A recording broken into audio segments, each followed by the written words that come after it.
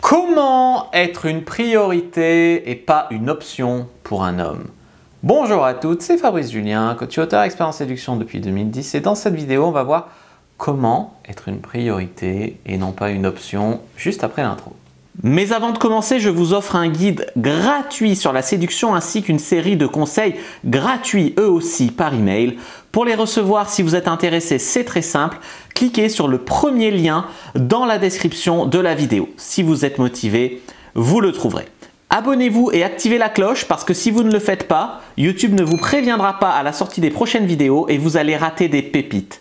Mettez un like pour me faire savoir que vous pensez que cette vidéo est utile et pour que j'en fasse d'autres comme ça ou sur ce thème-là. Si vous pensez que ce contenu est utile, partagez-le en public ou en privé, je comprendrai. Vous pouvez aussi me laisser un commentaire, je les lis tous et j'y répondrai avec grand plaisir.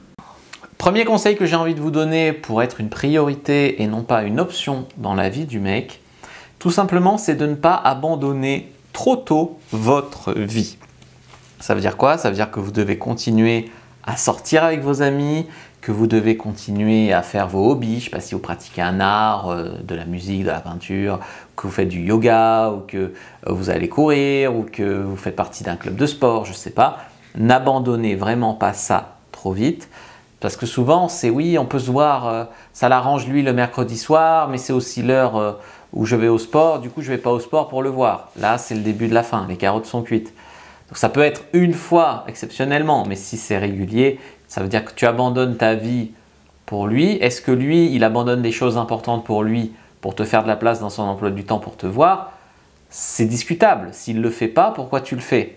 S'il le fait, chacun y met du sien.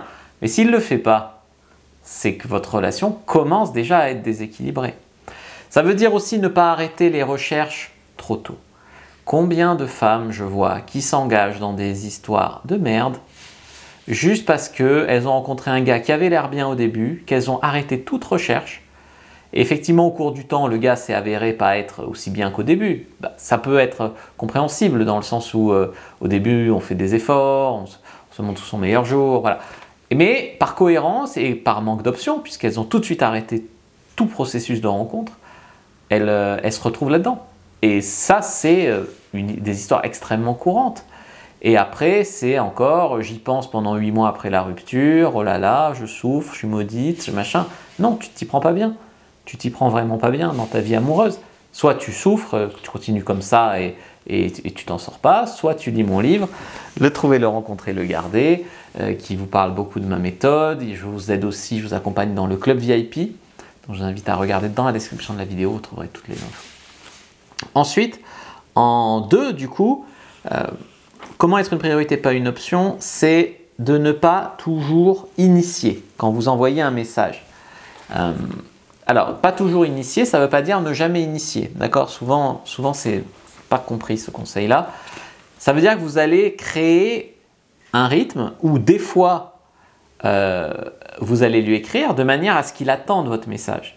Mais des fois, vous n'allez pas lui écrire de manière à ce que ça lui manque.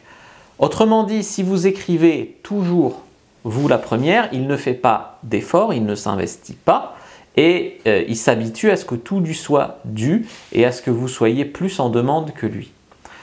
Maintenant, si des fois vous le faites et des fois vous ne le faites pas, ça crée assez une attente pour qu'il ait envie d'échanger avec vous, mais ça lui laisse la place pour qu'il fasse des efforts pour vous. Vous voyez? Donc ça c'est important. Il ne faut pas ni toujours envoyer le premier message, ni toujours attendre qu'il envoie. Il faut créer un rythme avec des trous où ça lui laisse le manque et la place de le faire.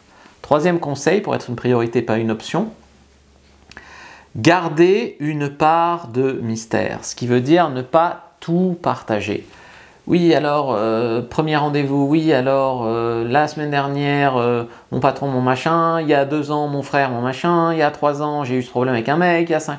Il y a des filles, elles déballent tout, tu connais toute leur vie, tu leur as parlé 2 heures. C'est pas normal, je veux dire, elles ont personne à qui parler dans leur vie, on n'est pas psy, puis c'est toujours délicat parce que tu n'as toujours qu'un seul son de cloche. Quand une fille te raconte comme son ex était un monstre, c'est difficile de savoir si c'est vrai ou si c'est la rancœur qui parle. Parce que souvent, la vérité, il faut avoir les versions des 2 personnes pour pour entrevoir la vérité, tu vois.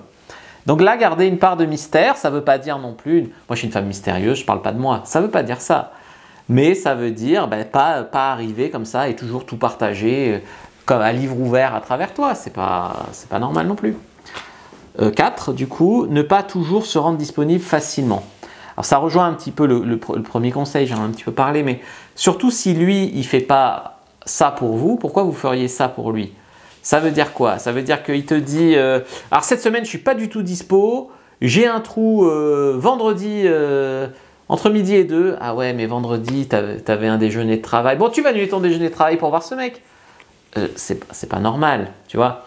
C'est des exemples comme ça où le mec, il est jamais dispo pour vous voir, autrement dit, pas assez motivé, mais que de temps en temps, il a un trou, il veut bien vous caser, mais vous l'avez mis tellement haut, et c'est tellement déséquilibré votre relation que lui, il suffit qu'il dise « j'aurai peut-être une possibilité tel jour », vous annulez tout ce que vous avez ce jour-là pour être sûr de pouvoir le voir. C'est pas équilibré, encore une fois, comme relation. Encore une fois, si lui, il est arrangeant, vous pouvez être arrangeante. Si lui, il n'est jamais arrangeant, je ne sais même pas pourquoi vous vous lancez dans cette histoire. Vous voyez ce que je veux dire? Oui, je sais pourquoi. Vous avez espoir qu'il verra enfin votre valeur, vous avez espoir qu'il change d'avis, qu'il devienne accro à vous, que ci, que ça. Je ne sais pas depuis combien de temps vous le fréquentez. Il y a des femmes qui me racontent qu'elles en sont encore là. Ça fait 3, 4 mois, des fois 1 an qu'elles connaissent ce mec. Ça ne va pas changer, tu vois ce que je veux te dire.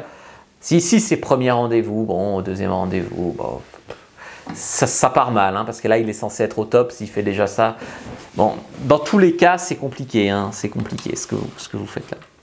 5e chose pour être une priorité et pas une option, le laisser investir en vous.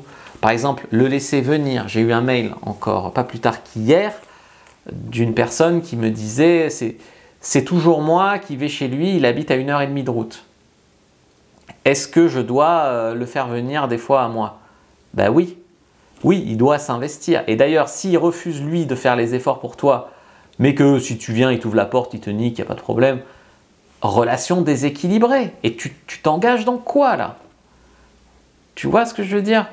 C'est aussi votre faute de vous laisser vous engager là-dedans. C'est au début que tu dois mettre les limites et que si tant pis, le mec veut faire aucun effort pour toi, tu vas pas tout faire. Tu vois ce que je veux dire? Parce que souvent, vous croyez que ça va changer plus tard. Et souvent, ça ne change pas plus tard, malheureusement. Donc voilà. Donc le laisser, par exemple, s'il veut vous inviter au resto, le laisser vous inviter. Je veux dire, pourquoi refuser qu'on vous invite? Au contraire, plus il investit en toi, plus il passe du temps, plus il met de l'argent, plus il fait des efforts, plus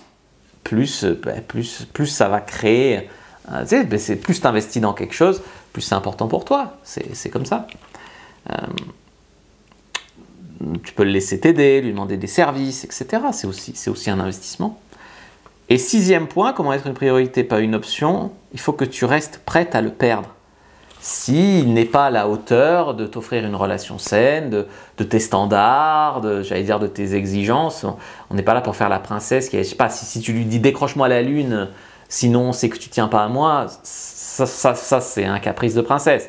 Mais si par exemple tu lui dis c'est toujours moi qui viens te voir, ça serait bien que tu viennes cette semaine et qu'il te dit non, ça vous êtes vraiment en droit de demander ça. Et s'il ne le fait pas, il faut être prête à le perdre. Le problème, comme j'ai dit souvent, c'est que les femmes ne restent pas assez longtemps en période de rencontre, ce qui fait qu'elles s'enfoncent dans ces histoires problématiques et qu'après elles n'ont pas d'autre choix. Donc donnez-vous un peu plus le choix au départ. Et encore une fois, se donner le choix ne veut pas dire coucher avec 10 mecs en même temps. C'est pas ça que je dis. Faire des rencontres. Un minimum comparer le marché, j'allais dire. Voilà. Vous ouvrir un peu plus, quoi. Et attendre un peu plus avant de vous investir à fond, là. Elles diront « je suis entière, je suis entière ». Non, vous n'êtes pas entière. Vous êtes naïve. Vous avez envie de prendre des raccourcis, en fait.